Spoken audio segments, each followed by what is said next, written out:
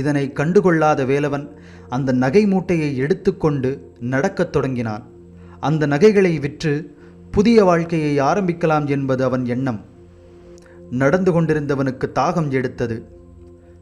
அருகே ஓர் கிணற்றை கண்டான். கிணற்றில் இறங்கி நீரருந்தலாம் என்று எண்ணி இறங்கியவனைக் கண்டு விதி சிரித்தது. கிணற்றுப்படிக்குள் காத்திருந்த ஓர் நாகம் அவனை தீண்டியது. கிணற்றுள் விழுந்து மடிந்தான். அங்கே வீட்டுக்கு திரும்பிய திருகண்ட நட்டுவன் தன் தாயிடம் தங்கையை பற்றி கேட்டான். தன்னை மதிக்காமல் அந்த வேதியன் பின்னால் லட்சுமி சென்றுவிட்டாள் என்றுரைத்தாள் சிவகாமி. அவளை திட்டிவிட்டு தங்கையை தேடி காட்டுக்குள் ஓடினான் திருகண்ட நட்டுவன். அங்கே தன் தங்கையின் தலை சிதைக்கப்பட்டு இறந்திருந்த காட்சியைக் கண்டு பதைத்தான். அழுதுகொண்டே தன் தங்கையை பார்த்து, உன்னை இந்த நிலைக்கு ஆளாக்கியது யார்?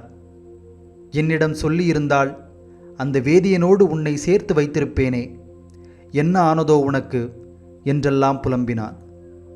மனம் வெதும்பி அழுத அவனது ஆவி அப்படியே பிரிந்தது. இறந்தும் சாந்தமடையாத லட்சுமியின் ஆவி ஈசனாரிடம் சென்றது. ஐயனே, தாசி குலத்தில் பிறந்தாலும் பத்தினியாய் வாழ நினைத்தது என் தவறோ? எனக்கு ஏன் இந்த தண்டனை என்று ஈசனாரிடம் முறையிட்டாள் லட்சுமி. ஈசனும் புன்முறுவலோடு, விதியின் வழியை வெல்ல யாராலும் இயலாது, உனக்கு என்ன வரம் வேண்டும் என்று கேள் என்றார்.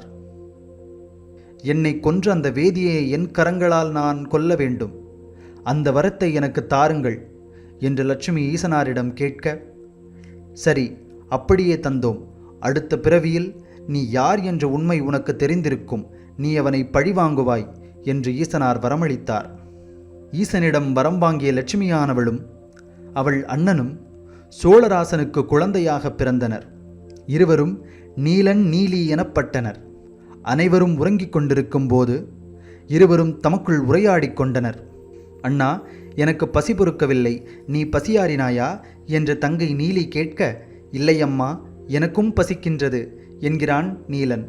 கொஞ்சம் பொறு அண்ணா, இவர்கள் அனைவரும் உறங்கிய பின் நாம் வெளியே சென்று பசியாறி வரலாம் என்றாள் நீலி. அனைவரும் உறக்கத்தில் ஆழ்ந்த பின்னர் இருவரும் வெளியேறி சென்று ஆடுகளையும் மாடுகளையும் கடித்து இரத்தம் குடித்து பசியாறி திரும்பவும் வந்து படுத்து கொண்டனர்.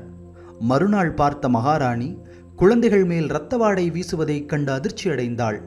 அவளுக்கு புரியவில்லை. வாசனை திரவியங்களை குழந்தைகளுக்கு பூசினாள். இந்த சமயத்தில் சோழராசன் ஓர் ஜோசியரை வரவழைத்து குழந்தைகளுக்கு சாதகம் கடிக்கச் சொன்னார். வந்த ஜோசியர் குழந்தைகள் பிறந்த நேரத்தை கேட்டுவிட்டு சாதகம் கணித்து, அரசே, இக்குழந்தைகள் மானுட குழந்தைகள் அல்ல, இவர்கள் பிறந்த நேரத்தை பார்த்தால் பேய் குழந்தைகள் என்றே தோன்றுகிறது. இவர்களால் கோட்டைக்கு ஆபத்து, எனவே இவர்களை காட்டில் விட்டுவிடுங்கள் என்று சொன்னான். ஆனாலும் தான் பெற்ற மக்களை காட்டுக்குள் விட மன்னனுக்கு மனம் ஒப்பவில்லை. எனவே அதை நிராகரித்து விட்டான். குழந்தைகள் தினமும் இரவில் ஆடு மாடுகளின் இரத்தத்தை குடிப்பதும் அவற்றை அடித்து தின்பதுமாக தங்கள் பசியை ஆற்றிக் கொண்டிருந்தனர். மக்களிடமிருந்து மன்னனுக்கு இதை பற்றிய தகவல் வந்தது.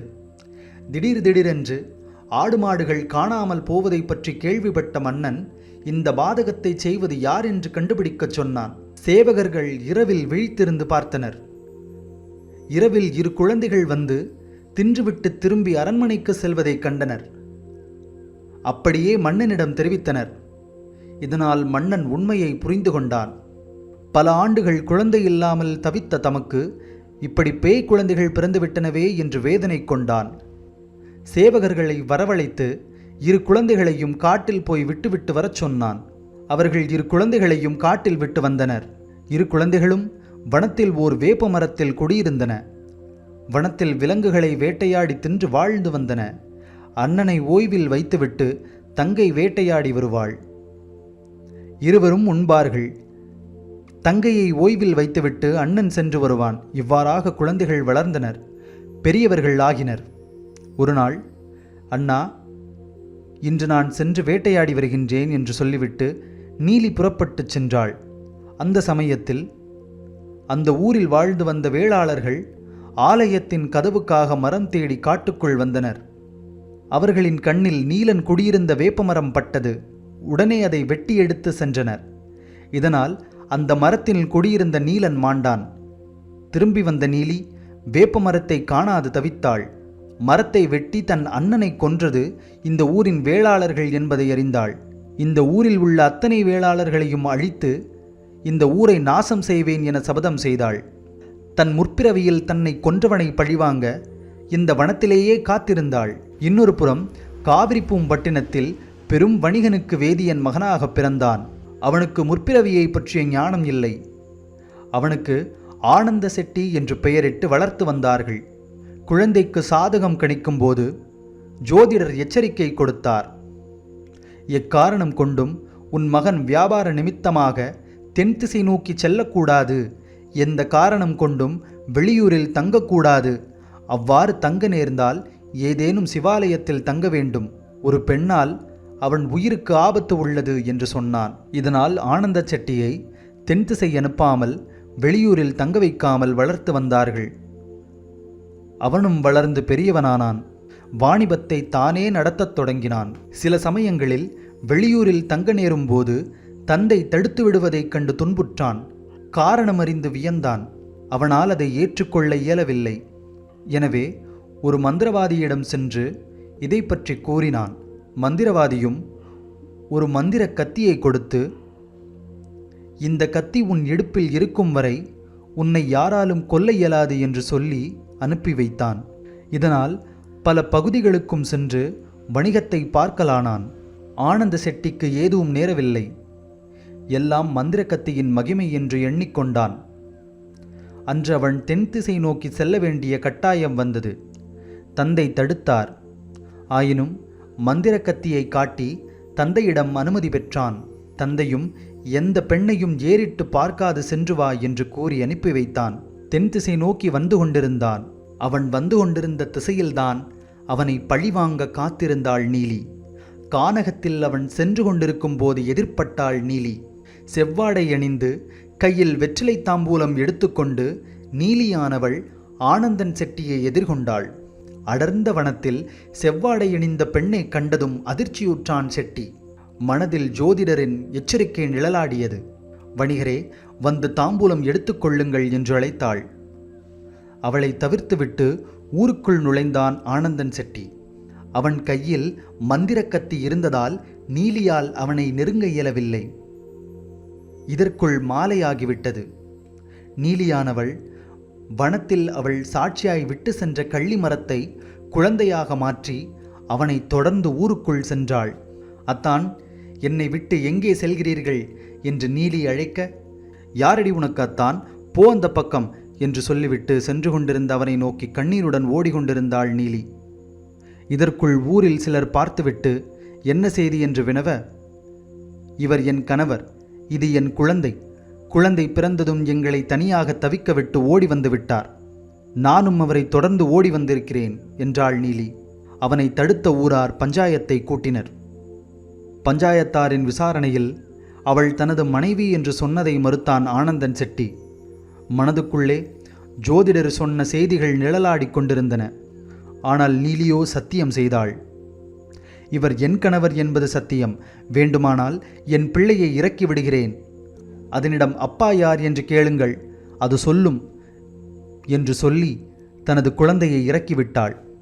குழந்தையும் அப்பா என்று அழுதபடியே ஆனந்தன் செட்டியை நோக்கி ஓடியது. அவன் மிரண்டான், மறுத்தான். ஊராரோ நம்பவில்லை. பெண்ணுக்கு அநீதி செய்யாதே என்று அறிவுறுத்தினார்கள். அவனோ தன் தந்தை தாயை அழைத்து வருவதாக கூறினான். மறுவிசாரணையை காலையில் வைத்துக் கொள்ளலாம். இருட்டிவிட்டது. இன்று இரவு நீங்கள் இந்த ஊரில் தங்கியிருங்கள், காலையில் விசாரிக்கலாம் என்றார்கள் பஞ்சாயத்தார். நீலியோ, என்னையும் குழந்தையையும் இவரிடம் தனியாக விட்டு செல்கிறீர்களே, இவரிடம் ஒரு கத்தி உள்ளது, அதை வைத்து என்னை கொன்றுவிடுவார் என்று சொல்லி மேலும் அழுதாள். அவனை சோதனை செய்த பஞ்சாயத்தார் அவனிடமிருந்த கத்தியை பிடுங்க அவர்கள் மூவருக்கும் ஒரு வீட்டை கொடுத்து அங்கு தங்க சொன்னார்கள். ஜோதிடர் சொன்னதெல்லாம் நடந்ததை எண்ணிய ஆனந்தன் செட்டி பயந்து போனான். இன்றிரவு அவள் என்னை கொன்று விடுவாளே என்று பயந்தபடியே அவளோடு சென்றான். நள்ளிரவு நீலி அவனை எழுப்பினாள். அவனது முன்ஜென்மத்தை அவனுக்கு நினைவூட்டினாள். அவன் கதற கதற அவன் வயிற்றை கிழித்து அவனை கொன்றாள்.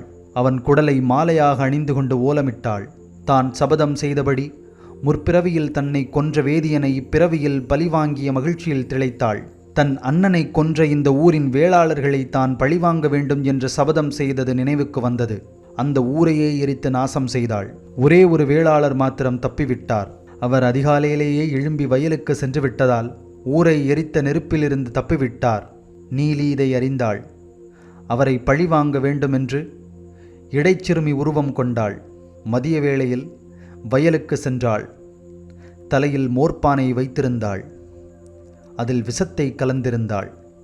ஐயாவே, வெயில் அதிகமாக இருக்கின்றது, கொஞ்சம் மோர் அருந்துங்கள் என்று சொல்லி அவருக்கு கொடுத்து அவரையும் கொன்றாள். இப்படியாக நீலியானவள் தான் செய்த சபதங்களை நிறைவேற்றி வனத்தில் இரத்த வெறியுடன் சுற்றித் திரிந்தாள். அதே வெறியுடனே அவள் முப்பந்தல் என்னும் இடத்திற்கு வந்து நிலை கொண்டாள். நீலியின் ஆவேசம் அதிகமாக இருந்ததால் சுற்றியுள்ள பகுதியின் மக்கள் தொந்தரவுக்கு ஆளானார்கள். அவள் ஈசனிடம் வரம் வாங்கியவள், அதனால் அவளை எதிர்த்து ஒன்றும் செய்ய இயலாது. எனவே அவளை பணிந்து அவளுக்குரிய சாந்திகளையெல்லாம் செய்து அவளை தெய்வமாக்கினர். அவளே இசக்கி என்னும் பெயரில் முப்பந்தலில் நிலை கொண்டாள். தன்னை நாடி வருவோர்களுக்கெல்லாம் வேண்டும் வரம் பெற்று தந்து கொண்டிருக்கிறாள்.